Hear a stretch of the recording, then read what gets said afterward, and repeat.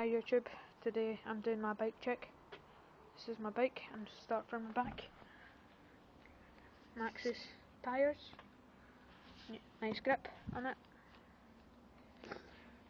I got it like 1 year ago, this bike, and it's not. 6 wheel chain, 22 wheel chain here.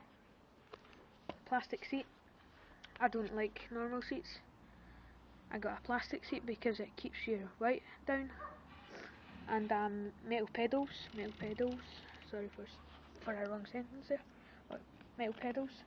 I had plastic pedals, but they're quite the same weight, so I just put on metal pedals because you can see the grip on that one and on that one.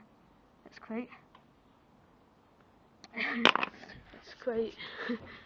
It's a CV. I don't know if you can see it, but it's a CV 175L.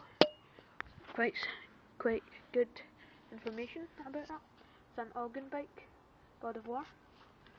It's an Impact original, and Audi grips. That's nice as well. My Audi sign fell out, so I can show you it. This is an Audi one as well.